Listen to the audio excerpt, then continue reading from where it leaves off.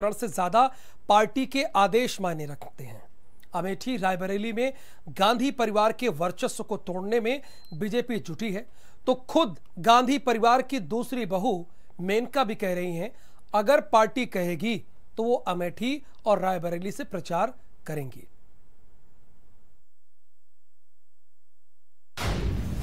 चाची की चुनावी चुनौती, भतीजे के खिलाफ चाची जेठानी को भी देंगी चैलेंज, भतीजी भी दिखा रही दम। यूपी की राजनीति बेहद दिलचस्प है और यहाँ की सियासत भी पल पल बदलती है। लगातार उत्तर प्रदेश के दौरे पर आ रही प्रियंका गांधी ने गर्मी के मौसम में यहाँ का सियासी तापमान बढ़ा दिया है।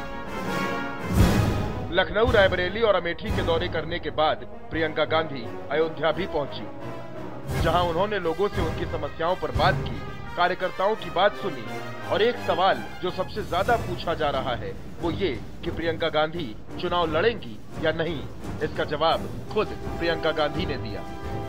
मैंने आपसे पिछली बार भी कहा, अगर पार्टी कहेगी तो मैं कहीं से भी चुनाव लड़ूंगा। मैंने आपसे पिछली बार भी कहा, अगर पार्टी कहेगी तो मैं कहीं से भी चुनाव लड़ूंगा। वहीं सुल्तानपुर सीट से प्रियंका गांधी की चाची मेनका गांधी बीजेपी की प्रत्याशी हैं। वो सुल्तानपुर पहुंची तो कार्यकर्ताओं ने गर्मजोशी से स्वागत किया। मेनका गांधी से पूछा गया कि आपके ही भतीजे बगल की सीट अमेठी से चुनाव लड़ रहे हैं और सोनिया गांधी रायबरेली से, क्या उनके खिलाफ प्रचार के लिए जाएंगी? तो मेनका ने कहा कि पार्टी निर्देश देगी तो जरूर जाऊंगी। अमेठी है, अमेठी में प्रियंका गांधी, राहुल गांधी जुड़े, क्या आप जरूरत पड़ी तो चुनाव प्रचार करेंगी वहाँ पे?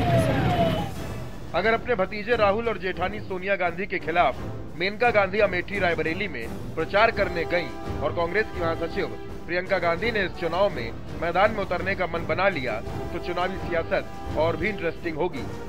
ब्यूरो रिपोर्ट, भारत समाचार।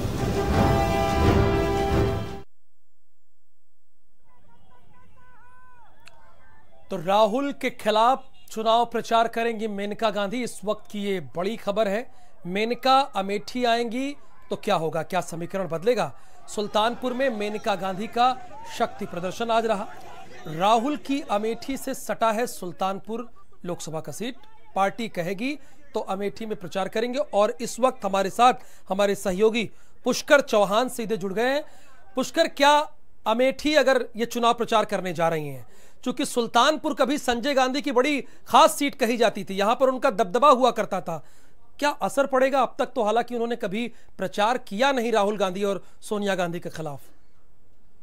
बिल्कुल राहुल, मैं आपको एक बात बता दूं कि अमेठी से सांसद भी रहे संजय गांधी, और जब 84 में पहला चुनाव मेनका गांधी लड़ने आई थी, परिवार से अलग हुई थी, तो उन्होंने राजीव गांधी के खिलाफ ही पर्चा दाखिल किया था और वो चुनाव मेनका गांधी हारी थी। शायद इसके पहले और इसके बाद जो आप कह रहे थे, कभी गांधी परिवार, जो राजीव गांधी और संजय गांधी परिवार है, आमने सामने एक दूसरे के खिलाफ न प्रचार करने गया है, न एक दूसरे के खिलाफ वोट मांगे हैं या उनके समर्थन में मांगे।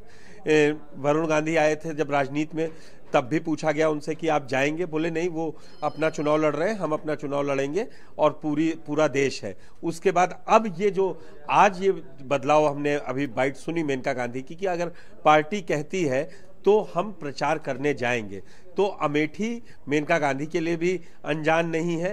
राहुल गांधी वहां से सांसद हैं, तो एक नए तरीके के समीकरण आपको देखने को मिल सकते हैं। और जैसा मैं कह रहा हूं कि मेनका गांधी खुद इस बार सुल्तानपुर से चुनाव लड़ रही हैं। सुल्तानपुर और अमेठी बिल्कुल लगी हुई दोनों लोकसभाएं हैं, तो आप सोचिए, कभी कभी आपको जब एक विधानसभा से दूसरी विधानसभा जाना होता है तो आपको अमेठी की भी कई विधानसभा आती हैं, उनसे जाना पड़ेगा, तो लोग मिलेंगे। 6 बार से लगातार सांसद है मेनका गांधी, केंद्र में मंत्री रही हैं और अभी भी मंत्री हैं, तो लोगों से मिलना जुलना लगा रहेगा। तो अब वो क्या कहेंगी कि नहीं, इस बार राहुल गांधी को नहीं, आप स्मृति ईरानी को जिताइए, ये देखने वाली बात होगी। और सबसे बड़ी बात, बीजेपी जो इस समय चाहती है वो एक ही काम चाह रही है कि किसी भी तरीके से राहुल को अमेठी में घेरा जाए। इसीलिए इस बिल्कुल सोच यही है कि किसी भी तरीके से राहुल गांधी को अमेठी में घेरा जाए। और जिक्र बार बार चाहे अमित शाह हो, चाहे भारतीय जनता पार्टी के बड़े नेता वही कर रहे हैं। कांग्रेस के प्रदेश प्रवक्ता ओंकार नाथ सिंह इस वक्त हमारे साथ जुड़े हैं। ओंकारनाथ जी, अमेठी को घेरने की पूरी कोशिश भारतीय जनता पार्टी कर रही है, कैसे जीता जाए अमेठी का किला उसकी तैयारी है। अब मेनका गांधी को सुल्तानपुर ला दिया गया है और वो प्रचार करेंगी राहुल गांधी के खिलाफ भी और सोनिया गांधी के खिलाफ भी।